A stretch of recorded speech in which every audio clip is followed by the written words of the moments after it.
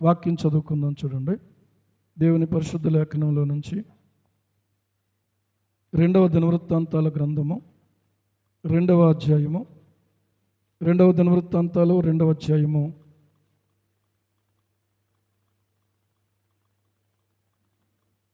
11 నుండి 14 వరకు మనం చదువుకుందాం. 11 నుండి 14 వరకు. అప్పుడు తూరు రాజైన హీరాము సొలొమోనునకు వ్రాసి పంపిన ఉత్తరమేమనగా, యెహోవా తన జనమును స్నేహించి నిన్ను వారి మీద రాజుగా నియమించి ఉన్నాడు. యెహోవా ఘనత కొరకు ఒక మందిరమును, నీ రాజ్య ఘనత కొరకు ఒక నగరును కట్టించుటకు తగిన జ్ఞానమును తెలివియు గల బుద్ధిమంతుడైన కుమారుని రాజైన దావీదునకు దయచేసిన భూమి ఆకాశములకు సృష్టికర్తయగు ఇశ్రాయేలీయుల దేవుడైన యెహోవా స్తుతి నందును గాక. తెలివియు వివేచనయు గల హోరాము అనునొక చురుకైన పనివానిని నేను నీ యొద్దకు పంపుచున్నాను. అతడు దాను వంశపురాలకు ఒక స్త్రీకి పుట్టినవాడు. వాని తండ్రి తూరు సంబంధమైనవాడు. అతడు బంగారముతోనూ వెండితోనూ ఇత్తడితోనూ ఇనుముతోనూ రాళ్లతోనూ మ్రానులతోనూ ఓదా నూలుతోనూ నీలి నూలుతోనూ సన్నపు నూలుతోనూ ఎర్ర నూలుతోనూ పనిచేయగల నేర్పరి అయినవాడు. సకల విధముల చెక్కడపు పని యందును మచ్చులు కల్పించుట యందును యుక్తి కలిగి నీ పనివారికి నీ తండ్రి అయిన దావీదును నా ఏలినవాడు నియమించిన ఉపాయశాలులకును సహకారి అయి వాటన్నిటినీ రూపించుటకు తగిన సామర్థ్యము గలవాడు. చిన్న మాట ప్రార్థన చేసుకుందాం. పరిశుద్ధుడా పరమ తండ్రి, ఈ వాక్య భాగాన్ని దీవించండి. ఈ వాక్యములో నుండి నాలో మాలో కూడా ప్రభువా అవసరమైనటువంటి మాటలు, అవసరమైన కార్యాలు మాలో జరిగించండి.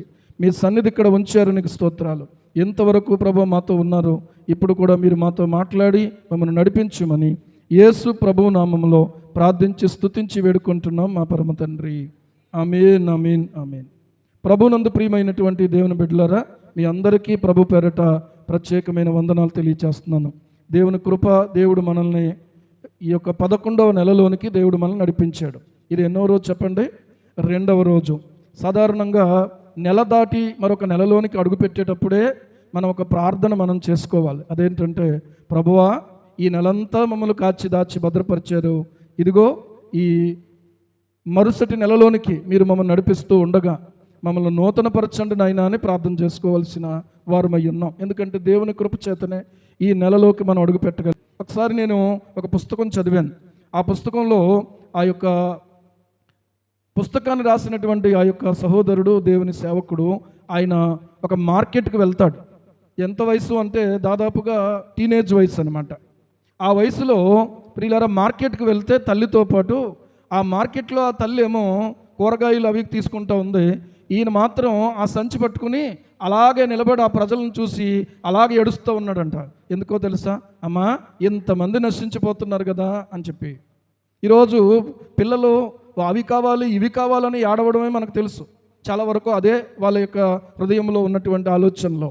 కానీ నశించిపోతున్నటువంటి ఆత్మల గురించినటువంటి భారం ఆ పిల్లవాడి హృదయంలో కలిగినటువంటిది ప్రియులారా తల్లికి ఆశ్చర్యాన్ని కలిగించింది. ఈరోజు కూడా మనం ఆలోచన చేస్తే ప్రతి వ్యక్తి కూడా ప్రభువుని ఎరగనటువంటి వారు నశించిపోతున్నారు అనుకోవట్లేదు. అదిగో వాళ్ళు అందంగా ఉన్నారు, అదిగో వాళ్ళు బాగా చదువుకున్నారు, అదిగో వాళ్ళు బాగా ఉద్యోగం చేస్తున్నారు, అదిగో వాళ్ళు చాలా మంచి మంచి సౌకర్యాలు కలిగి ఉన్నారు అనుకుంటున్నారు. ఈ సౌకర్యాలన్నీ కలిగి ఉన్నటువంటి వారి యొక్క అంతమును గురించి మనం ఆలోచన చేస్తే వారి అంతమేంటి? ప్రభువుని ఎరగని వారి యొక్క అంతమేంటి? మారు మనసు పొందని వారి యొక్క అంతమేంటి? ప్రియులారా వారి అంతం ఏంటంటే, ప్రభువుని ఎరగని ప్రతి ఒక్కరి యొక్క అంతం ఏంటంటే నరకమే.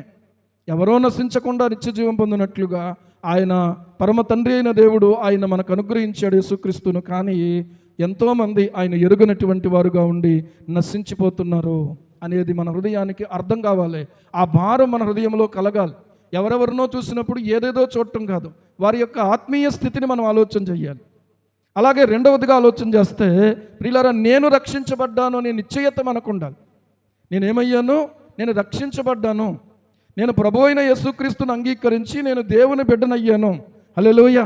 ఈ భాగ్యం ఎంత గొప్పది నిజంగా. ఇశ్రాయేలు నీ భాగ్యము ఎంత గొప్పది. నీ భాగ్యాన్ని నీవు గుర్తించగలిగితే మరొకరిని చూసినప్పుడు నీకు దిగులు కలగదు, మరొకరిని చూసినప్పుడు నీకు భయం కలగదు, మరొకరిని చూసినప్పుడు నీకు ఆందోళన కలగదు, మరొకరిని చూసినప్పుడు నీకు అసంతృప్తి రాదు. ఎందుకంటే ఇశ్రాయేలు నీ భాగ్యం ఎంత గొప్పది. యెహోవా రక్షించిన నిన్ను పోలిన వాడెవడో. వింటున్నారా జాగ్రత్తగా? అందరూ కూడా దీన్ని క్యాచ్ చేయండి. మనం ఎవరము అంటే మనం భాగ్యవంతులు. ఎందుచేత భాగ్యవంతులు? మన తాత ముత్తాతలు బాగా సంపాదించారు కాబట్టి, ఆ సంపాదనను బట్టి ఆ వారసత్వంగా మనకేదో స్వాస్థ్యం వచ్చింది కాబట్టి మనం భాగ్యవంతులం కాదు. మనకేమున్నా లేకపోయినా కూడా ఏమున్నది అని అంటే దేవుడు నన్ను ప్రేమించాడు, దేవుడు నాకు ఇంత గొప్ప రక్షణనిచ్చాడు, దేవునికే సమస్త ఘనత కలుగునుగాక. ప్రియులారా, ఈ ఆలోచన మన హృదయాల్లో ఉన్న ఆందోళన తీసివేస్తుంది. కొన్నిసార్లు మనకున్నటువంటి ఆ భాగ్యాన్ని గుర్తించలేక, ఆ భాగ్యాన్ని మనం సరిగా గుర్తించలేకపోవడం వల్ల ప్రియులారా మనం సరిగా ఆనందించలేకపోతూ ఉన్నాం, సరిగా మనం దేవుని స్తుతించలేకపోతూ ఉన్నాం. స్తుతించండి అంటే కొంతమంది స్తుతించటమే, ఎందుకు స్తుతించాలే, వాళ్ళు ఏదో పాడుతున్నారులే, మనం అలా చూద్దాంలే, మనం అలాగా వాళ్ళతో హల్లెలూయా లేకపోతే ఏదో ఒకటి వస్తే అందాము లేకపోతే ఊరుకుందాం అనుకుంటున్నారు. స్తుతించడానికి నువ్వు పాటలు నేర్చుకోవాలి, స్తుతించడానికి నువ్వు పాటలు పాడుకోవాలి, స్తుతించడానికి నీకు దేవుని గుణాతిశయాలు తెలియాలి. ఇలాంటి యొక్క భాగ్యం దేవుడు నాకు ఇచ్చాడు. ఎంత గొప్ప భాగ్యవంతుడిని నేను. ఎందుకంటే దేవుడు నాకు తండ్రి. దేవునికి స్తోత్రం కలుగును గాక. ఎవరు నా తండ్రి? ఇశ్రాయేలీయుల దేవుడైన యెహోవా. ప్రియులారా, భూమి ఆకాశములకు సృష్టికర్త అయినటువంటి ఇశ్రాయేలు దేవుడైన యెహోవా అనే మాట ఇక్కడ కనబడతా ఉంది. ఆయన స్తుతి పొందునుగాక. హల్లెలూయా. ఇంతకుముందు మన యొక్క ఆలోచన విధానము ప్రియులారా వేరేగా ఉంది. ప్రభుని ఎరక్కముందు ఎక్కడ గుడి కనపడినా, ఎక్కడ ఏది కనపడినా ఇలాగ అనుకుంటూ వెళ్ళిపోయినటువంటి స్థితి. కానీ ఇప్పుడు కేవలము యేసుక్రీస్తు ప్రభువుకు తప్ప మరొకరికి ఇలాగ అనుకోలేనటువంటి ఆ గ్రహింపు దేవుడు మనకు కలుగు చేశాడు.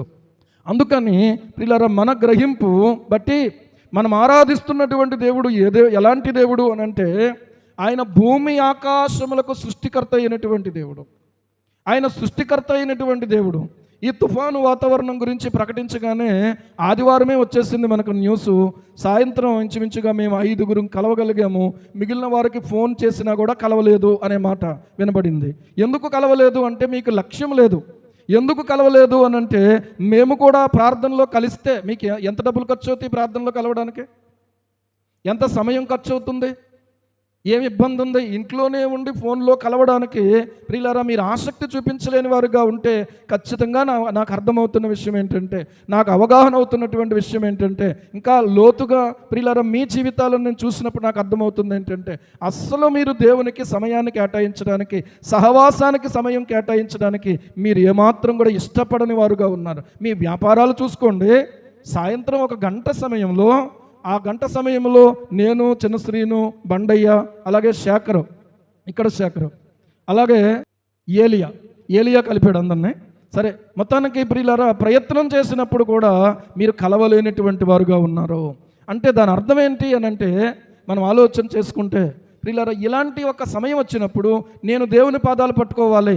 దానియేలుకు 3 స్నేహితులు ఉన్నారు. ఆ 3 స్నేహితులు కూడా రండి మనం ప్రార్థన చేద్దామంటే కదిలొచ్చారు.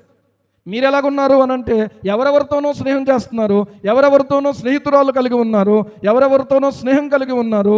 ప్రియులారా, మగవాళ్ళకుండే స్నేహితులు మగవాళ్ళకుంటే, ఆడవాళ్ళకుండే స్నేహితులు ఆడవాళ్ళకున్నారు. మరి ఇంకెప్పుడు దేవుని కార్యాలు మనం ఎలా చూడగలం? దేవుడు తప్ప మనకు ఎవరు సహాయం చేయగలరు? ఒక ప్రక్కన ప్రభుత్వ యంత్రాంగం కదులుతుంది, ఒక ప్రక్కన ఎన్డీఆర్ఎఫ్ కదులుతుంది, ఒక ప్రక్కన ఎస్డీఆర్ఎఫ్ కదులుతుంది.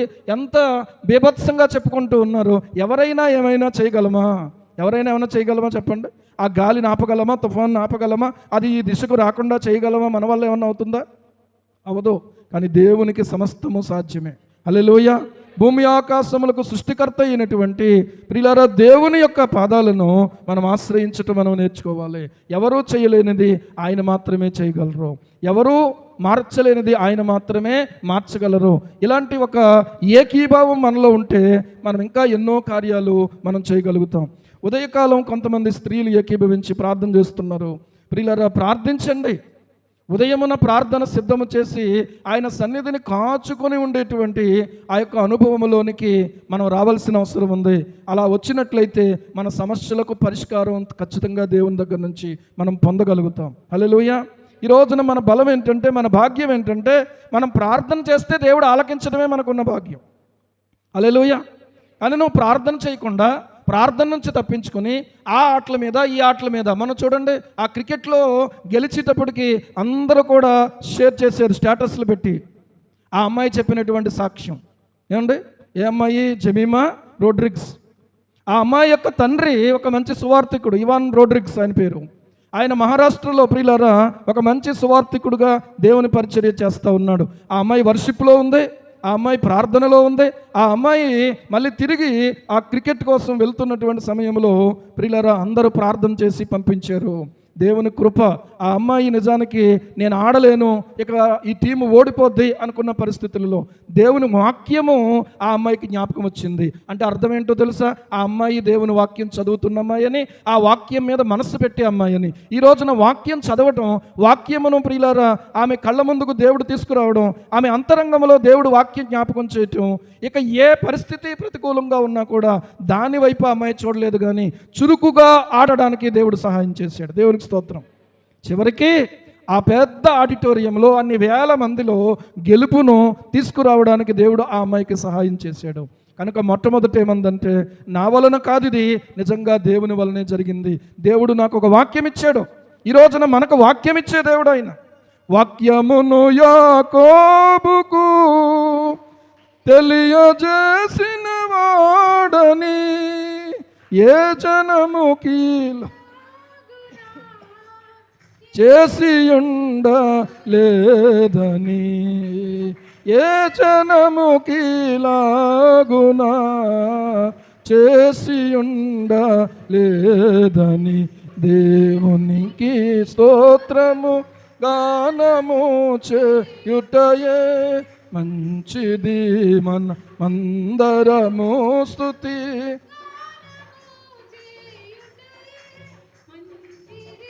హల్లెలూయా.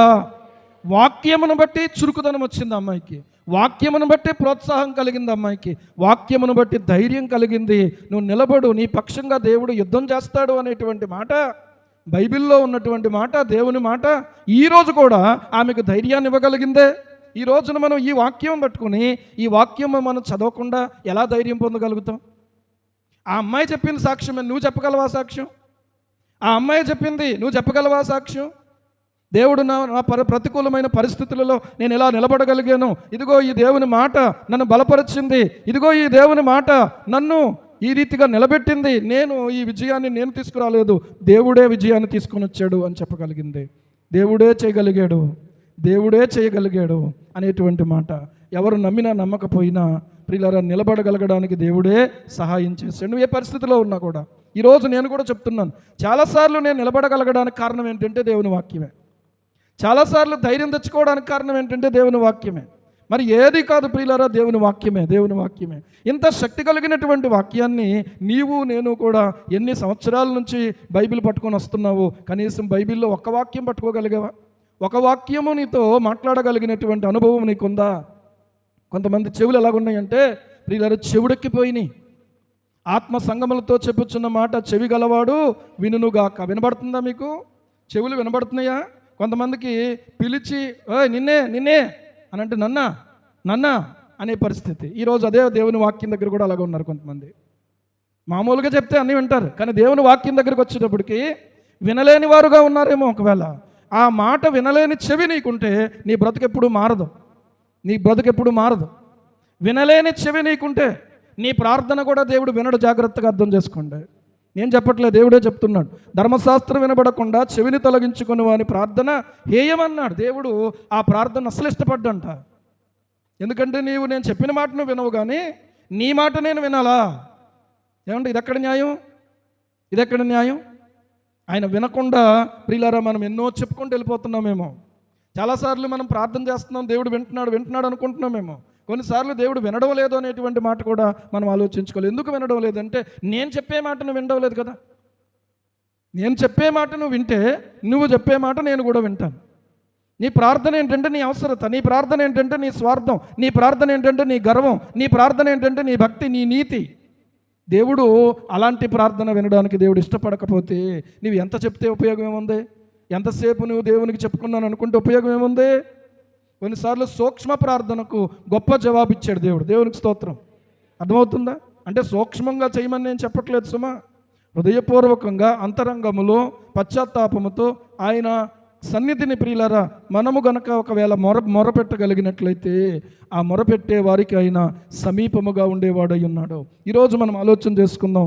ఆ అమ్మాయి అంత చురుకుగా ఏమండి పరిగెత్తగలిగింది అని అంటే, అంత చురుకుగా విజయాన్ని తీసుకురాగలిగిందంటే ఆ అమ్మాయిలో ఉన్నటువంటి దేవుని వాక్యమే కారణం. ఈరోజు మనలో చురుకుదనం లేదు అంటే దేవుని వాక్యం మనలో లోపల మనం ఉంచుకోవట్లేదని అర్థం. వాక్యం ఉంటే నీలో చురుకుదనం ఉండాలి. వాక్యం ఉంటే ప్రియులారా మనలో చురుకుదనం అనేది ఖచ్చితంగా వస్తుంది. ఇక్కడ మీరు గమనించండి ప్రియులారా, మన జీవితాల్లో మన బ్రతుకుల్లో చురుకుదనం అనేది కావాలి. ఏమండి? చురుకుదనం కావాలి. హెబ్రీ స్త్రీల గురించి ఏమండి? హెబ్రీ స్త్రీల గురించి నిర్గమాకాండం 1:19 ఈ మాట రాయబడతా ఉంది. ఏమంటున్నారు అనంటే, ఫరో మంత్రసానులను పిలిపించి మీరు మంత్రసానులుగా మీరు ఆ స్త్రీలు హెబ్రీ స్త్రీలు ప్రసవించినప్పుడు మీరు దగ్గర ఉంటారు కాబట్టి ఒకవేళ మగపిల్లోడు పుడితే మీరు ఏం చేస్తారంటే కానుపు పేటల మీదే చంపేయండి, బతకనియొద్దు అన్నాడు. ఎవరు పుడితే? మగపిల్లలు పుడితే. ఈ రోజున మనం ఈ మాట కూడా ఆలోచించాలి. మగపిల్లలు పుడితే చంపేయడం ఎందుకంటే ఇశ్రాయేలీయుల బలము పెరిగిపోతుందని. అర్థమవుతుందా? చంపేయమన్నాడు. చంపేయమంటే వీళ్ళు తెలివిగా జవాబు చెప్పారు. ఏమని అన్నారంటే, అయ్యా వాళ్ళు అందుకు ఆ మంత్రసానులు హెబ్రీ స్త్రీలు ఐగుప్తు స్త్రీల వంటి వారు కారు, వారు ఎలాంటి వాళ్ళు అంటే చురుకైనటువంటి వారు అని సాక్ష్యం చెప్తున్నారు. హల్లెలూయా. ఈరోజు మనం ఆలోచన చెయ్యాలి. చురుకైనటువంటి వారుగా మనం ఉండాలి. ఇప్పుడు మనం చదువుకున్న వాక్య భాగంలో కూడా ఒక చురుకైనటువంటి వ్యక్తి గురించి మాట్లాడుతూ ఉన్నాడు. తూరు రాజు అయినటువంటి హీరాము అనేటువంటి ఒక రాజైనటువంటి సొలొమోనుకు, ఇశ్రాయేలీల రాజు అయినటువంటి సొలొమోనుకు ఒక ఉత్తరం రాశాడు. ఏమని ఉత్తరం రాశాడు అనంటే, అయ్యా దేవుడు తన జనాన్ని స్నేహించి నిన్ను వారి మీద రాజుగా నియమించాడు. ఈ రాజరికం నీకు ఎలాగొచ్చిందంటే దేవుడు ఇవ్వడాన్ని బట్టి వచ్చింది. దేవునికి స్తోత్రం. హల్లెలూయా. రెండవదిగా, నీవు యెహోవా ఘనత కొరకు ఒక మందిరం కట్టాలనుకున్నావు. నీ రాజ్య ఘనత కొరకు ఒక నగరును కట్టించడానికి తగిన జ్ఞానము తెలివి కలిగినటువంటి బుద్ధిమంతుడైనటువంటి కుమారుని కూడా రాజైనటువంటి దావీదునకు దేవుడు దయచేశాడు గనుక భూమి ఆకాశములకు సృష్టికర్తయగు ఇశ్రాయేలు దేవుడైన యెహోవా స్తుతి పొందునుగాక. ఈ తూరు రాజు అన్యుడండి. ఈ తూరు రాజు దావీదు ద్వారా దేవుని శక్తిని తెలుసుకున్నాడు. దేవునికి స్తోత్రం. ఈ రోజున కూడా కొంతమంది ప్రియులారా దేవుని శక్తిని తెలుసుకోవడానికి దేవుణ్ణి ఎరిగినటువంటి వారే కారణమవుతారు. ఈ తూరు రాజు దావీదు కాలంలో తెలుసుకున్నాడు.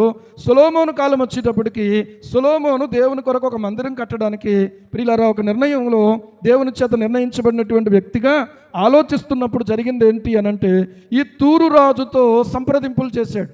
ఉత్తరం రాశాడు. ఒక ఉత్తరం పంపించాడు. అయ్యా, నేను దేవుని కొరకు ఒక మందిరం కట్టాలనుకుంటున్నాను. అది దేవుని పట్టజాలదు ఆ మందిరం. ఎందుకంటే దేవుణ్ణి పట్టాలంటే ఏ మందిరం సరిపోద్ది? ఆకాశ మహాకాశములు పట్టజాలనటువంటి దేవుడు. కానీ ధూపము వేయడానికి ఆయనకు ఒక మందిరం కట్టాలనుకుంటున్నాను అన్నాడు. దేవునికి స్తోత్రం. ఈ ఉత్తరం అంతా చదివిన తర్వాత ప్రియులారా తిరిగి ప్రత్యుత్తరం ఇస్తూ ఉన్నాడు ఈ తూరు రాజు. ఆ క్రమములో ఈ మాటలు తెలియజేస్తున్నాడు. నీ దేవుడు భూమి ఆకాశములకు సృష్టికర్త అయినటువంటి దేవుడు, ఆయన ఇశ్రాయేలీల దేవుడు అయినటువంటి యెహోవా. దేవునికి స్తోత్రం. ఇది గ్రహింపు కలిగిన వారు మాత్రమే ఒప్పుకోగలుగుతారు. ఇది ప్రియులారా తర్వాత మీరు గమనించండి. 13వ వచనంలో, నీవు అడిగిన ప్రకారంగా ఒక వ్యక్తిని నీ దగ్గరకు పంపుతున్నాను. ఆ వ్యక్తి ఎవరు అనంటే తెలివి కలిగినటువంటి వాడు. ఏం కలిగిన వాడు? తెలివి కలిగిన వాడు. రెండవది ఏంటంటే వివేచన కలిగినటువంటి వాడు. మూడవది ఏంటంటే హూరాము. అతని పేరు ఏంటంటే హూరాము. చెప్పండి, ఏం పేరు? హూరాము. ఓకే. హూరాము అను ఒక చురుకైన పనివాణిని నేను నీ యొద్దకు పంపుతున్నాను. చప్పట్లు కొట్టి దేవుని స్తుతిద్దాం. ఎలాంటి పనివాడంట? చురుకైన పనివాడంట. కొంతమంది ప్రియులారా చురుకుదనం ఉండదు, చేస్తారు కానీ చురుగ్గా చేయరు. మంచినీళ్ళు తెమ్మంటే అరగంటకు తెస్తారు. ఈలోగా ఈ దాహం ఉన్నటువంటి వ్యక్తి పడిపోతాడు. కొంతమంది మంచినీళ్ళు అని అడిగే లోపుగానే ప్రియులారా సిద్ధంగా ఉంటారు తేడానికి. దేవునికి స్తోత్రం. అర్థమవుతుందా? గమనించాను. కొంతమంది స్త్రీలలోనూ పురుషుల్లో కూడా అలాంటి చురుకుదనాన్ని నేను గమనించాను. దాన్ని బట్టి దేవునికే స్తోత్రం. పిల్లలు గమనించండి, చురుకైన పనివానిని నేను నీ యొద్దకు పంపుతున్నాను. ఇతడు ఎవరు అని అంటే, ఇతని తండ్రి తూరు సంబంధమైనటువంటి వాడు, అంటే ఈ తూరు పట్టణానికే సంబంధించినటువంటి వాడు. ఇతని తల్లి ఎవరు అని అంటే, దాను వంశపురాలకు ఒక స్త్రీకి ఇతడు పుట్టాడు. అంటే తూరు సంబంధమైనటువంటి ఒక పురుషుడు దాను వంశపురాలైనటువంటి ఒక స్త్రీతో ఏమంటే వివాహం జరిగితే ఆ వివాహం ద్వారా ఈ కొడుకు పుట్టాడు. దేవునికి స్తోత్రం కలుగును గాక. ఇతను ఎలాంటి కొడుకో చూడండి. హూరాము, ఇతని పేరు ఏంటి చెప్పండి? హూరాము. ఇతని తండ్రి ఏ దేశానికి చెందినవాడు? తూరు. చెప్పండి, తూరు. ఇతని యొక్క తల్లి ఏ వంశానికి సంబంధించినటువంటి స్త్రీ అమ్మాయి? దాను వంశపురాలు. దాను వంశపురాలు అని అంటే, దాను ఇశ్రాయేలీయుల యొక్క 12 గోత్రాల్లో ఒక గోత్రం. దాను అంటే అర్థం ఏంటంటే న్యాయాధిపతి అని అర్థం. ఏమని అర్థం? ఆదికాండం 30వ అధ్యాయము 6వ వచనంలో రాయబడి ఉంటుంది. తర్వాత మీరు చూసుకోండి. ప్రియులారా, దాను వంశపురాలకు ఒక స్త్రీకి ఇతడు పుట్టినటువంటి వాడు. హూరాము ఎలాంటి వాడో చూడండి. తర్వాత ఏమంటాడో తెలుసా? అతడు ఎలాంటి వాడంటే బంగారముతో పనిచేయగలడు. ఎన్ని రకాలుగా పనిచేయగలడో చూడండి. దేంతో పనిచేయగలడో? బంగారంతో. తర్వాత రెండవది ఏంటంటే ఇత్తడితో. తర్వాత ఏంటంటే వెండితో ఫస్ట్, తర్వాత ఇత్తడితో, తర్వాత ఇనుముతో, తర్వాత రాళ్లతో, తర్వాత మీరు చెప్పండి మ్రానులతో, తర్వాత ఊదా నూలుతో, నీలి నూలుతో. ఇక్కడ ఒక మాట చూడండి. బంగారము, వెండి, ఇత్తడంటే అందరూ బంగారం పని చేసేవాళ్ళు వెండి పని చేయరు, వెండి పని చేసేవాళ్ళు ఇత్తడి పని చేయరు. ఇత్తడి పని చేసేవాళ్ళు తర్వాత ఏమంటున్నాడు? ఇనుముతో పని చేస్తారో చేయరు. ఐరన్ వేరేగా వర్క్ ఉంటుంది. ఇత్తడితో పని చేసేవాళ్ళు ఆ పోత పోసి ఆ పాత్రలు తయారు చేసి ఇదంతా చేసేవాళ్ళు వేరే ఉంటారు. కానీ ఇతడు ఎలాంటి పనివాడో చూడండి. బంగారంతో చేయగలడంట, తర్వాత వెండితో చేయగలడంట, తర్వాత ఇత్తడితో చేయగలడంట, తర్వాత ఇనుముతో చేయగలడంట, తర్వాత రాళ్లతో చేయగలడు, తర్వాత మ్రానులతో చేయగలడు, తర్వాత ఊదా నూలుతో చేయగలడు, నీలి నూలుతో చేయగలడు, సన్నపు నూలుతో చేయగలడు, ఎర్ర నూలుతో చేయగలడు. అన్నిటితో పని చేయగలిగిన, మామూలుగా పనిచేయడం కాదు, నేర్పరి అయిన వాడంట. దేవునికి స్తోత్రం. ఎలాంటోడు? నేర్పరి అయినటువంటి వాడు. సకల విధముల చెక్కడపు పని యందు మచ్చులు కల్పించుట యందు యుక్తి కలిగి, పనివారికిని నీ పనివారికిని నీ తండ్రి అయిన దావీదును నా ఏలినవాడు నియమించిన ఉపాయశాలులకు సహకారిగా ఉంటూ వాటన్నిటినీ నిరూపించుటకు తగిన సామర్థ్యము గలవాడు. దేవునికి స్తోత్రం. ఇక్కడ ఒక మాట మీరు ఆలోచన చేయండి. ఇతన్ని ఏమనొచ్చు మన ఆధునిక భాషలో? అమ్మా, సకల కళ ప్రావీణ్యుడు. ఓకే, బాగుంది పేరు. ఇంకా ఇంగ్లీష్లో చెప్పండి. Multi talented. ఏది పలానాది లేదని లేదు. అర్థమవుతుందా? కొంతమంది ఉన్నారంటే పాటలు పాడగలరు, వాయిద్యం వాయించగలరు, మందిరం శుభ్రం చేయగలరు, ఏమండి మైక్ ఆపరేట్ చేయగలరు, అవసరమైతే తాపీ పని చేయగలరు, అవసరమైతే కరెంటు పని చేయగలరు, అవసరమైతే ఐరన్ వర్క్ చేయగలరు. ఇలాంటి ఒక వ్యక్తి ఒకప్పుడు ఉండేవాడు నా దగ్గర. దేవునికి స్తోత్రం. అర్థమవుతుందా? కరెంటు పని ఆయనే, తర్వాత ప్రియులరా ఆ ఐరన్ వర్క్ ఆయనే, తర్వాత పారబట్టుకుని పని చేయాలన్నా ఆయనే పని చేసేవాడు. అలా ఉండండి అయ్యగారు మీరు చెప్పండి నేను చేసేస్తానని వాడు అంతే. ఆఖరుకి ఈ గాడులు కొట్టడానికి ఇప్పుడైతే మిషన్లు ఉపయోగిస్తున్నారు. అప్పుడు ఏంటంటే సుత్తి శానం. అర్థమవుతుందా? బావగారు అనుకునే వీళ్ళందరూ. ఆ బావగారు ప్రియులారు మొత్తం అంతా ఈ పనంతా జరిగించాడు. దేవునికి స్తోత్రం కలుగును కాక. మొత్తం వైరింగ్ ప్రతి పాయింట్ కూడా ఆయన చేసిందే మొత్తం. ఏమండి చాలా కాలం ప్రియులారా పని చేశాడు. చివరికి ఆయన బలహీనుడైపోయాడు. తర్వాత ప్రియులారా కొంతకాలం వరకు కూడా ఆయన చూడగలిగాం. బహుశా ఇప్పుడు ఎక్కడైనా ఉంటే ఉండొచ్చు, ఎక్కడ ఉన్నారో కూడా తెలియదు. దేవునికి స్తోత్రం. ఏదైనా ఒక వ్యక్తి చేసిన పని అలా కనబడిపోతూనే ఉంటుంది. దేవునికి స్తోత్రం. నాకు అనిపిస్తూ ఉంటుంది, ఒక కరెంటు పనికి వెతుక్కోవడం, లేకపోతే ఒక ప్లంబింగ్ పనికి వెతుక్కోవడం. ఇప్పుడు ఒక్కొక్క పనిని 2 పనులు, ఇప్పుడు ఈ శ్రీని కానీ చిన్న శ్రీని కానీ స్టెఫన్ కానీ వీళ్ళు కూడా కొన్ని చేయగలరు. కానీ అంత టాలెంటెడ్ కాదు.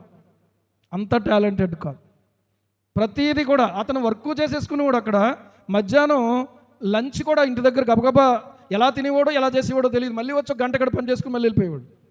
మళ్ళీ సాయంత్రం మళ్ళీ వచ్చేసేవాడు. అయ్యగారండి పలానా వస్తువులు కావాలి, పలానా స్విచ్లు కావాలి, లేకపోతే వైర్లు కావాలి, అది కావాలి, ఇది కావాలి, పైపులు కావాలంటే మేము వెళ్ళి తెచ్చేసి ఇచ్చేసే వరకే. మిగిలిన పనంతా ఆయన చేసుకునేవాడు. ఈరోజు ఎందుకు చెప్తున్నానో తెలుసా? అన్నిటిలోనూ కూడా ప్రావీణ్యత నాకు సాధ్యం కాదనుకోవచ్చు. ఏమండి, కొంతమంది మల్టీ టాలెంటెడ్, దేవుడు వారిని తన కొరకు ఒక ప్రత్యేకంగా ఎన్నుకుంటాడు, ఏర్పాటు చేసుకుంటాడు, జ్ఞానాన్ని ఇస్తాడు అనడానికి ప్రియులారా ఈ హోరాము యొక్క జీవితమే సాక్ష్యం. దేవునికి స్తోత్రం. బహుశా నేను అనుకుంటాను, ఆ తల్లి ఇశ్రాయేలీయురాలు గనక ఆమె ఎంతో ప్రియులారా ఆ అన్యుల పట్టణంలో ఉన్నప్పుడు కన్నీళ్లతో దేవునికి ప్రార్థన చేసి ఉండొచ్చు, ఎంతో దేవునికి మొరపెట్టి ఉండొచ్చు. ప్రతి పని కూడా అలా చూస్తే కొంతమంది పట్టేసుకుంటారు, అలా చూస్తే కొంతమంది చేసేయగలరు. ఈ రోజున ఆలోచన చేస్తే మీకు కూడా ప్రియులారా ఒక పరిమితి పెట్టుకుని ఇంతవరకే అనుకున్నట్టుగా కాదు, ఏమండి, ఇంకా ప్రతి దానిలోనూ కూడా నిపుణతను సాధించడానికి ఒక కంప్యూటర్ స్టడీయా లేకపోతే ఒక ప్రత్యేకమైనటువంటి వర్క్ చేస్తున్నటువంటి దగ్గర ఆలోచించండి. సైంటిస్టులు ఎప్పుడు ఏం చేస్తుంటారంటే మళ్ళీ ఆలోచన చేస్తారు. అలా చేసి కనుగొన్నవే ఈ రోజున మన కళ్ళ ముందు కనబడుతున్నటువంటి ఆ విషయాలన్నీ కూడా. దేవునికి స్తోత్రం కలుగును గాక. అది కనుగొన్నారు, ఇది కనుగొన్నారు అనేటువంటి మాట ఉరికేనే జరగలేదు. అది చాలా ఆలోచించి సెర్చ్ చేసి దేవునికి స్తోత్రం. ఈ రోజున అలాంటి ఒక వ్యక్తికి ఒక అవకాశం దొరికింది. అబ్బాయి, నువ్వు ఇక్కడ కాదు పని చేయడం, నీవు దేవుని కొరకు ఒక మందిరం కట్టడానికి వెళ్ళాలి అబ్బాయి అనేటువంటి స్థాయికి ఈ యొక్క వ్యక్తిని ఆ రాజుగారు గుర్తించగలిగాడు. దేవునికి స్తోత్రం కలుగును గాక. ఈ రోజున నీవు ఏం పని చేస్తున్నావో తెలియదు, కానీ ఆ పనిలో ఒక నిపుణత కలిగినటువంటి పనివాడుగా ఉండడానికి నీవు ఆలోచించుకోవాల్సిన అవసరం ఉంది. ఏదో చేస్తున్నానులే, ఏదో వచ్చిందిలే, ఏదో నాకు వచ్చే జీతం నాకు వస్తుందిలే అన్నట్టుగా చేస్తే ప్రియులారా ఈ స్థాయికి రాలేరు. బంగారంతో పని చేయగలడా? అసలు మనం ఊహించగలమా? బంగారం షాప్కి వెళ్తే బంగారమే దొరుకుతుంది, వెండి షాప్కి వెళ్తే వెండే ఉంటుంది, ఇత్తడి షాప్కి వెళ్తే ఇత్తడే దొరుకుతుంది, స్టీల్ షాప్కి వెళ్తే స్టీలే ఉంటుంది. అక్కడ అది ఇది అన్ని కలిపి అమ్ముతారా? చెప్పండి, అమ్మరు. అన్ని పనులు కూడా చేయగలిగినటువంటి సమర్థత అంటే నిజంగా ఇది ఒక మానవుడిగా దేవుడే అతనికి కలుగజేసిన సామర్థ్యం అని ఒప్పుకోవాల్సిందే. దేవునికి స్తోత్రం కలుగును గాక. హల్లెలూయా, హల్లెలూయా. ఈ రోజున ప్రియులారా నీ మైండ్ ఏమవ్వాలంటే బ్రాడ్ మైండ్ అవ్వాలి. వాళ్ళు ఎవరో ఏదో చేస్తున్నారులే అన్నట్టుగా అక్కడ ఆగిపోవద్దు. విశ్వాసులు ఈ రోజున మందకొడిగా ఎందుకు తయారవుతున్నారు అని అంటే ఏదో వెళ్తున్నాము, ఏదో వస్తున్నాము, మనం కూర్చోవడం వరకే అనుకుంటున్నాం. మనం ఎక్కడి వరకు? మనం కూర్చోవడం వరకే అనుకుంటున్నాం. కానీ నేను దేవుని కొరకు ప్రతీదీ కూడా నేను చేయగలగాలి అనేటువంటి ఒక ఆలోచన విధానాన్ని పెంపొందించుకోగలిగితే మరిన్ని రంగాలలోనికి ప్రియులారా దేవుడు మిమ్మల్ని వాడుకోగలడు. దేవునికి స్తోత్రం కలుగును గాక. హల్లెలూయా. ఈ రోజున దేవుని జ్ఞానం పరిమితం కాదు కదా. దేవుని జ్ఞానం పరిమితమా? మీరు కూడా ఇన్వెన్షన్ చేయొచ్చు, మీరు కూడా మంచి ఆలోచనలు చేయొచ్చు. ప్రార్థనాపూర్వకంగా దేవుని వాక్యానుసారంగా ఆలోచన చేసుకుంటే దేవుడు ఎన్నో అద్భుతమైన మంచి ఆలోచనలు ఇస్తాడు. ఎందుకంటే మన దేవుడు ఎలాంటి దేవుడు అంటే జ్ఞానమునకు మితిలేనివాడు. దేవునికి స్తోత్రం. హల్లెలూయా. ఎలాంటి వాడు అండి? జ్ఞానానికి మితిలేనటువంటి వాడు. ఒక ఇల్లు చక్కబెట్టే విషయంలో కూడా స్త్రీల్లో అందరూ కూడా ఒక రకంగా చేయలేరు, కానీ కొంతమంది చక్కబెడతారు. ఎంత చక్కగా ఎక్కడ ఏ వస్తువు చూసినప్పటికి కూడా ఎంత అద్భుతంగా ముచ్చటగా కనబడుతుందో నిజంగా. కొంతమంది చేస్తారు పని, ఆ పని ఎక్కడిదక్కడే ఉంటుంది. అలా కాదు, నిపుణత అనేది ఉండాలి అని అంటే మనకు చెప్పేది మనం బాగా వంట పట్టించుకోవాలి. మనవంతుగా మన శక్తి మేరకు కూడా మనము కూడా ప్రార్థనాపూర్వకంగా ప్రియులారా ప్రయత్నించేవారిగా మనం ఉండాలి. దేవునికి స్తోత్రం కలుగును గాక. ఈరోజు ప్రార్థన అని అంటే ఎందుకు ఆసక్తి చూపించట్లేదు అంటే నాకు అవసరం లేదనుకున్నందుకే కదా. మీరు ఏదో పుట్టినరోజుకు ఒక ప్రార్థన, పెళ్లి రోజుకు ఒక ప్రార్థన, మళ్ళీ ఇంకొకటి ఏదైనా ఇల్లు కట్టుకుంటే ఒక ప్రార్థన, అంటే ఒక ప్రార్థన కాదులేండి, శంకుస్థాపన చేసిన దగ్గర నుంచి తర్వాత మళ్ళీ గుమ్మం నిలబెట్టినప్పుడు, తర్వాత మళ్ళీ స్లాబ్ వేసేటప్పుడు, తర్వాత మళ్ళీ ప్రార్థన అడుగడుగునా చేస్తూనే ఉంటాం, చేయించుకుంటూనే ఉంటాం. కానీ ప్రియులారా నేను ప్రార్థన చేయాలి అని ఎంతమంది అనుకోగలుగుతున్నారు? నేను వాక్యమును చదవాలని ఎంతమంది అనుకుంటున్నారు? నేను పరిశుద్ధంగా జీవించాలి దేవుని కొరకు అని ఎంతమంది అనుకుంటున్నారు? ఇది ఈ మైండ్ ఎప్పుడైతే మనకు లేదో దాని మీదకి మన మనసు వెళ్దు. పరిశుద్ధత అది మాకు కాదు, సేవకులకి, లేకపోతే దేవుడు వాక్యం చెప్తారు కదా, ప్రార్థన చేస్తారు కదా, వాళ్ళకే అనుకునేటువంటి ఆలోచన. మేమైతే మందు తాగొచ్చు, మేమైతే సిగరెట్లు కాల్చొచ్చు, మేమైతే భార్యను కొట్టొచ్చు, మేమైతే పిల్లలను బూతులాడొచ్చు, మేమైతే ఇష్టానుసారంగా తిరగొచ్చు అనుకుంటున్న సమాజం ఈ రోజున విశ్వాసులుగా ఉన్న కారణాన్ని బట్టి దేవుని కొరకు ప్రియులారా అభివృద్ధి అనేది కనిపించట్లేదు. నా వంతుగా నేను చెయ్యాలి ప్రార్థన, ఓకే చేస్తానండి, నాకు రాదండి, నువ్వు చెయ్యి ప్రార్థన. ఏంటది అండి? హోరాము ఎంత చురుకైన వాడు అంటే అయ్యా బంగారంతో పని చేయాలి అని అంటే ఓకే అండి, ఇత్తడితో పని చేయాలి ఓకే అండి, నాకు వస్తువు అప్పచెప్పండి, నాకు తగినటువంటి పనివారిని అప్పచెప్పండి, నేను చేస్తాను, నేను చేయిస్తాను. దేవునికి స్తోత్రం కలుగును గాక.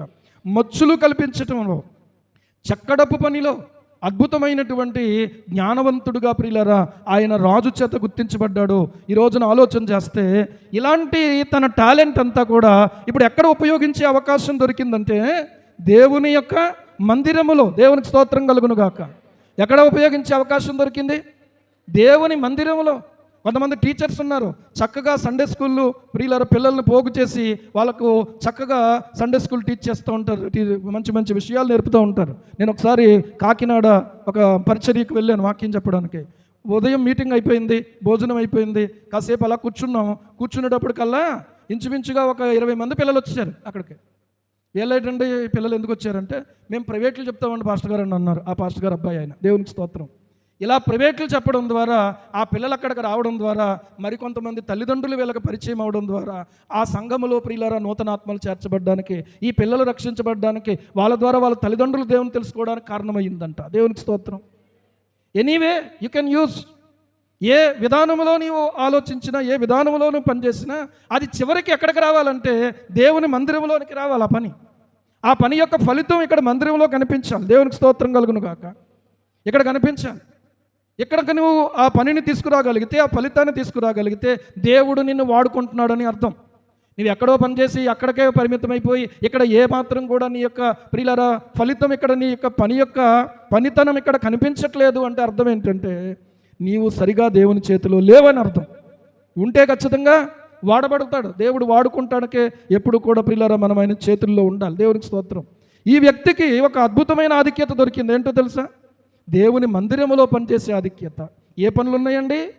ఏ పని అయితే ఇక్కడ జరుగుతుందో చూడండి, ఏ పనైనా కూడా నేను అందులో ఉండాలి. దేవునికి మహిమ కలుగును గాక. మళ్ళీ ఏదో పైన చేసుకుని వెళ్ళడం కాదు, ఒక ఏమంటే చక్కగా చేయగలగడానికి, చక్కగా పాడగలగడానికి, చక్కగా వాయించగలగడానికి, చక్కగా చెప్పగలగడానికి, చక్కగా అది సండే స్కూల్ నుంచి ప్రారంభించి ప్రియులారా అక్కడ నుంచే రావాలి. దేవునికి స్తోత్రం కలుగును గాక. కొంతమంది మీలో సండే స్కూల్ చెప్పినటువంటి పెద్దలు ఉన్నారు, కానీ ఇప్పుడు చెప్పడానికే ఇష్టపడట్లేదు. ఎందుకో తెలుసా? పిల్లలంటే చికాకు, పిల్లలంటే ఇబ్బంది, అటు వెళ్ళిపోతుంటారు, ఇటు వెళ్ళిపోతుంటారు, మనం కూర్చోమన్న కాడ కూర్చుంటారు. వాళ్ళు ఓపిక లేకపోవడం అనే దానివల్ల నీవు దేవుని కొరకు ఉపయోగపడలేవు. జాగ్రత్త. భారం ఏముందండి? చిన్న మొక్కను పెంచి పెద్దదాన్ని చేయడానికి కష్టపడాలి. దేవునికి స్తోత్రం కలుగును కాక. పెద్ద మొక్కకి ఇంకేం పెంచుతావు నువ్వు? పెద్ద మొక్కను పెంచేదేముండదు. ఏమండి? అప్పుడప్పుడు కాస్త నీళ్ళు పెడతామే, లేకపోతే కాస్త చుట్టూ తవ్వడం, ఎరువేయడం, అంతే. ఆ తర్వాత ఇంకా దాని పని ఉండదు. ముందు ఇక్కడి నుంచే నీ పనిని మొదలు పెట్టాలి.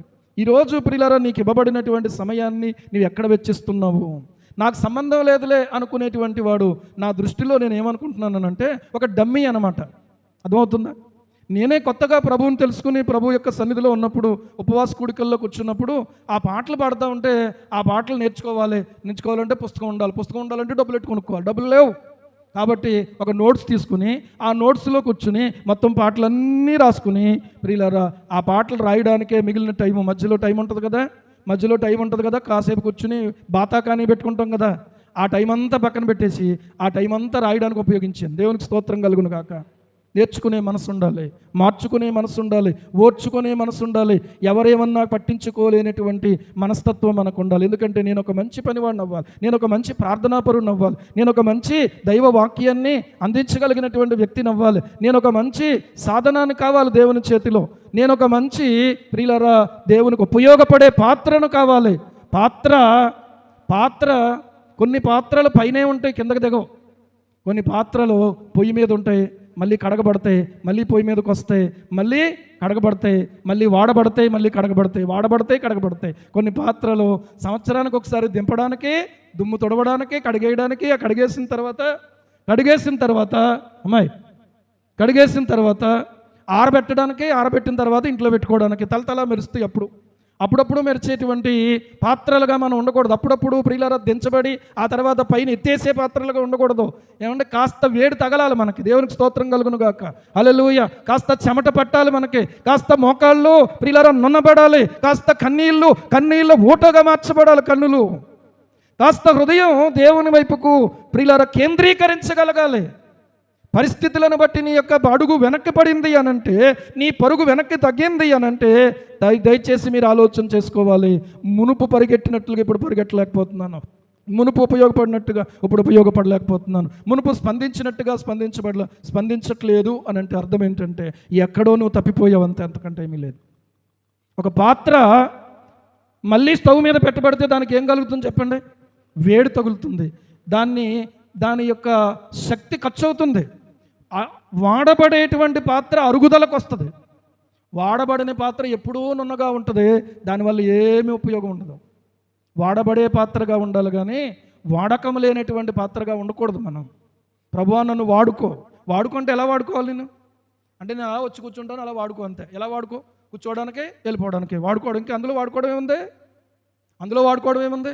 మీరు ఒక పాత్ర ప్రార్థనా జీవితమా, లేకపోతే దేవుని వాక్యాన్ని మీరు ధ్యానం చేయగలుగుతారా, లేకపోతే ఒక సండే స్కూల్ లీడ్ చేయగలుగుతారా, లేకపోతే వచ్చినటువంటి వాళ్ళను మీరు ఒక క్రమములో మందిరంలోనికి వాళ్ళకి ప్రియులరా దారి చూపించగలుగుతారా? ఎక్కడ ఏ పాత్ర మీద నిజానికి ఏ యొక్క జీవితంలో ప్రియులరా వెళ్ళిపోతుందంతే జీవితం. 2025వ సంవత్సరము నవంబర్ మాసము 2వ తారీఖులో కూడా వాడుకో అని చెప్పి ఉన్నకాడే ఉంటున్నాం. మనం ఉన్న దగ్గరే ఉన్నటువంటి వాళ్ళని ఎలా వాడుకుంటాడు దేవుడు?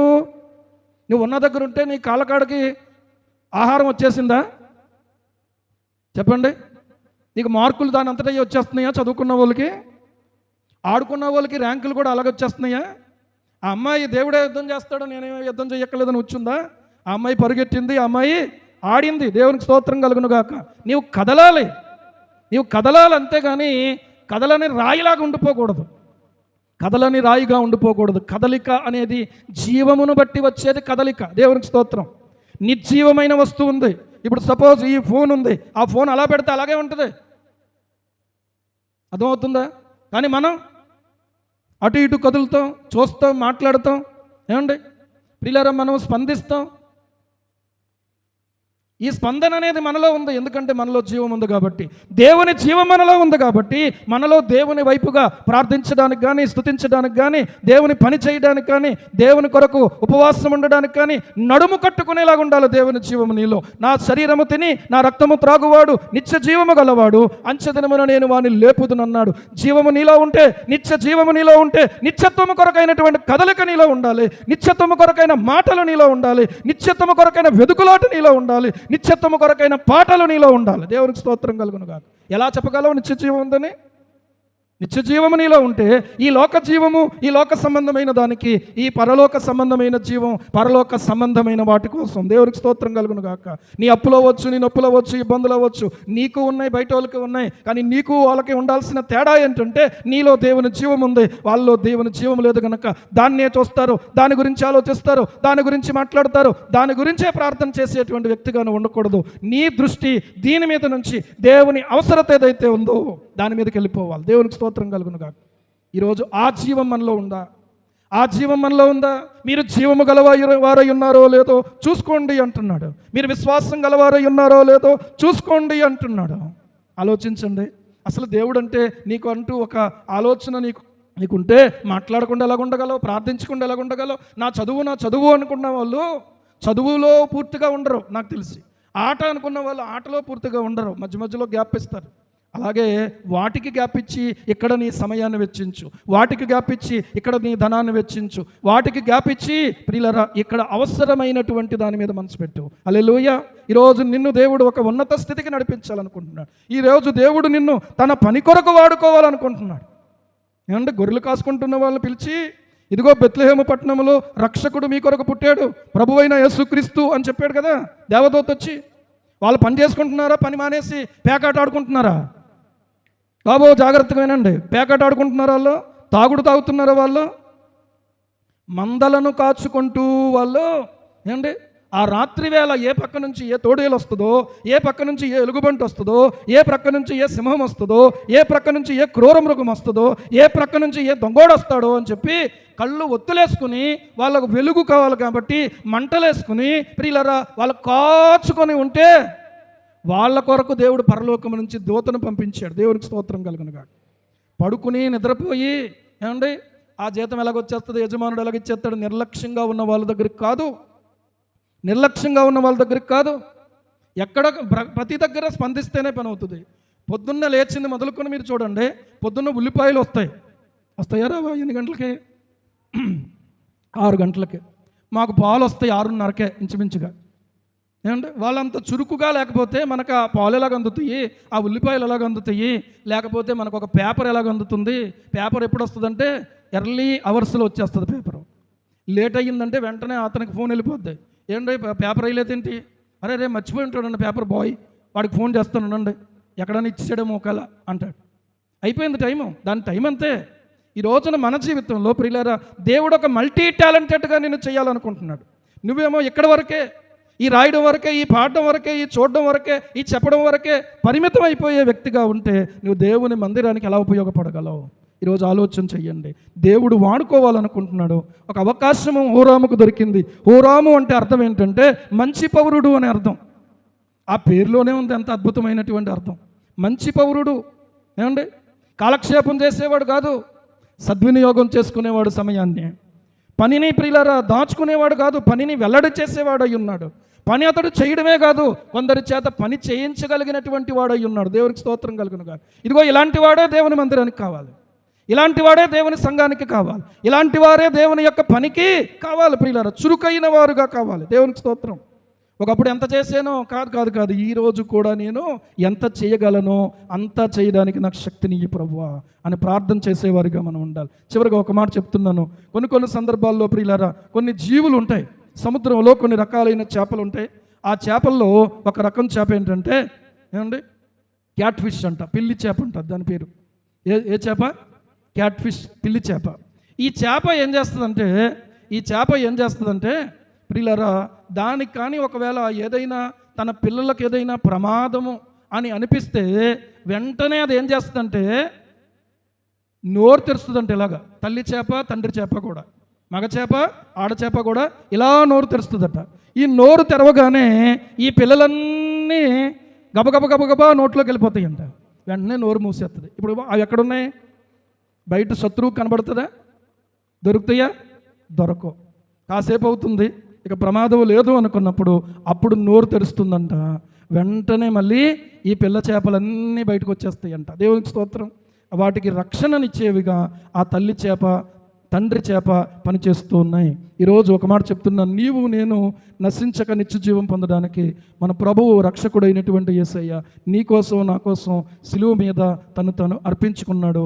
ఆయన రక్తాన్ని చిందించాడు, ఆయన మరణించాడు, తిరిగి లేచాడు.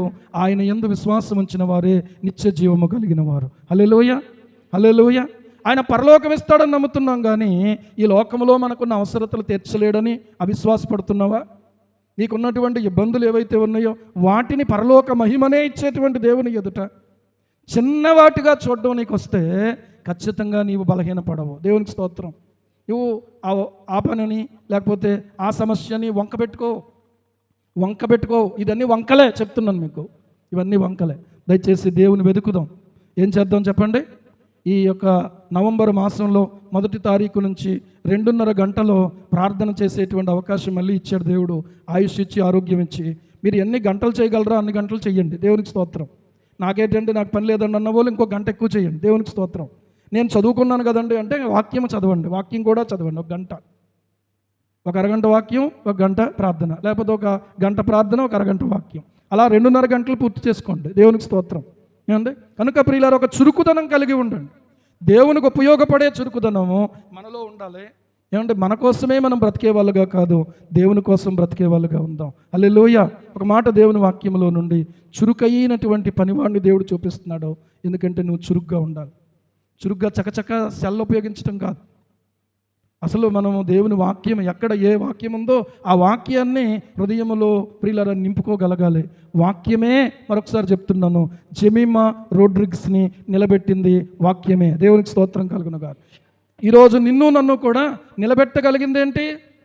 వాక్యమే. దయచేసి ప్రభు సన్నిధిలో మన హృదయాలు మనం ఆయనకు సమర్పించుకొని ప్రార్థన చేసుకుందాం. దయచేసి అందరూ కూడా ఒక్క నిమిషం మీరు మోకరించండి. ఇంతవరకు ఒక మందకొడితనంగా, ఇంతవరకు ఇది నాకు చాలులే అనుకున్నట్టుగా, ఇంతవరకు ప్రియులారా కేవలము ఈ లోక సంబంధమైన జీవితం గురించి ఆలోచన చేస్తూ అటు తిరుగుతూ ఇటు తిరుగుతూ ఆ సమస్య చుట్టూ తిరుగుతుందా నీ హృదయం? ఆ సమస్య చుట్టూ తిరుగుతుందా నీ హృదయం? దేవుడు నీకు ఇచ్చిన భాగ్యము, ఎంత భాగ్యవంతుడివో నీవు దాన్ని జ్ఞాపకం చేసుకోగలవా? ఎంత భాగ్యవంతుడివో జ్ఞాపకం చేసుకోగలవా? దేవుడు నిన్ను ప్రేమించి నీకు ఎంత అవకాశం ఇచ్చారు. ఆయనకి ఏమిచ్చిన రుణం తీర్చలేవు. ఆలోచిస్తూ ఉంటే సమయం అయిపోద్ది. ఆలోచిస్తూ ఉంటే ప్రియులారా మన యొక్క శక్తి ఖర్చు అయిపోద్ది. పని చెయ్యండి, ప్రార్థన చెయ్యండి, లేకపోతే పని చెయ్యండి, లేకపోతే వాక్యం చదవండి, లేకపోతే దేవుని పాదాల దగ్గర గడపండి, లేకపోతే ఏ పని అయితే చేయగలవో ఆ పని మీద మనసు పెట్టండి. దయచేసి మరొక విధంగా మీ యొక్క మనస్సు పాడు చేసుకోకండి. దుష్టుడైన అపవాది నిన్ను మోసగిస్తున్నాడేమో. ప్రభువా నన్ను నైనా మోసం నుంచి విడిపించు నాయనా. ప్రభువా నన్ను దయతో జ్ఞాపకం చేసుకో నాయనా. ఒక దాను వంశపురాలైనటువంటి ఒక స్త్రీకి పుట్టినటువంటి వాడు, ఎంత ఆ తల్లి ప్రార్థన చేసిందో, ఎంత టాలెంటెడ్గా దేవుడు అతన్ని ఆశీర్వదించాడో. ఆ చివరికి ప్రియులరా ఆ పని రాజుగారి ముందుకు రావడం, రాజుగారిని ప్రియులరా ప్రేరేపించి దేవుడు హోరామును రాజైన సొలొమోను దగ్గరకు పంపించటం, ఎంత అద్భుతమైనటువంటి ఒక వ్యక్తిగా దేవుడు అతను నిలబెట్టుకున్నాడో. దేవునికి సమస్త ఘనత చెల్లిద్దాం. ప్రభువా నన్ను వాడుకో అంటున్నాం. ఎలాగ వాడుకోవాలని నీ ఆశ? ఊరికే వచ్చి కూర్చుంటానని కాదు. ప్రభువా దయచేసి నన్ను జ్ఞాపకం చేసుకో. ఒక బాధ్యత కలిగిన వ్యక్తిగా, ఒక బాధ్యత కలిగినటువంటి సహోదరిగా, బాధ్యత కలిగిన సహోదరుడిగా, బాధ్యత కలిగిన బిడ్డగా, బాధ్యత కలిగిన యవనస్తుడిగా, బాధ్యత కలిగినటువంటి ఒక భార్యాభర్తలుగా, బాధ్యత కలిగినటువంటి వారిగా, చురుకైన వారిగా ఉండడానికి ప్రభువు మనకు సహాయం చేయనుగాక. ప్రార్థన చేసుకుందాం. పరిశుద్ధుడా పరమ తండ్రి నీకు స్తోత్రాలు. ఈ సమయమందు ప్రభువా విన్న వాక్యం అందరి హృదయాల్లో మీరు ఫలింప చేయండి అయ్యా. దయచేసి మీరు సహాయం చేయండి. నేను ఒక బాధ్యత కలిగిన పనివానిగా ఉండడానికి, బాధ్యత కలిగినటువంటి పని కత్తిగా ఉండడానికి నేను ఇష్టపడుతున్నాను అన్న వాళ్ళు మీ కుడిచేయి పైకెత్తి మాట చెప్పండి. విశ్వాసులైన వారు మాట్లాడొద్దు, విశ్వాసులైన వారు ప్రార్థన చేయండి. ప్రభువా నన్ను వాడుకో తండ్రి. పైన పెట్టబడే పాత్రగా కాదు ప్రభువా, పొయ్యి మీద పెట్టబడే పాత్రగా, వాడబడే పాత్రగా. నాకు ఏమైనా పర్లేదు నాయన, నన్ను వాడుకో చాలు ప్రభువా, నన్ను వాడుకో చాలు ప్రభువా. దేవా నన్ను వాడుకోమని ఎంతమంది మేము చేతులెత్తాం ప్రభువా. దయచేసి మీరు జ్ఞాపకం చేసుకోండి. చూస్తుండగా ప్రభువా 11వ నెలలోనికి వచ్చేసాం. దేవా మమ్మల్ని వాడుకోమని నీ బిడ్డలు అడుగుతున్నారు. మీరు వాడుకుంటే నీ యొక్క నామం మహింపరచబడుతుంది. మీరు వాడుకుంటే వాళ్ళు వాడబడతారు ప్రభువా. మీ ఆత్మతో నింపి వారిని వాడుకోండి, మీ మాటలతో నింపి వారిని వాడుకోండి, మీ ఆలోచనలతో నింపి వారిని వాడుకోండి. ఓ నీ ఆత్మ చేత మీరు నడిపించండి అయ్యా. పరిశుద్ధుడానికి స్తోత్రాలు నాయన. హోరాము దేవా ఒక మంచి పౌరుడుగా ఎలాగైతే తన యొక్క పేరుకు తగినట్టుగా అలా నిలబడ్డాడో, నీ మందిరం కట్టడానికి ఎలా ఉపయోగపడ్డాడో, నీ పనిని కట్టడానికి, నీ పనిని వ్యాపింప చేయడానికి ఈ బిడ్డలందరూ ఉపయోగపడుతురు కాక. యేసు నామమున అడుగుచున్నాం మా పరమ తండ్రి. ఆమేన్ ఆమేన్.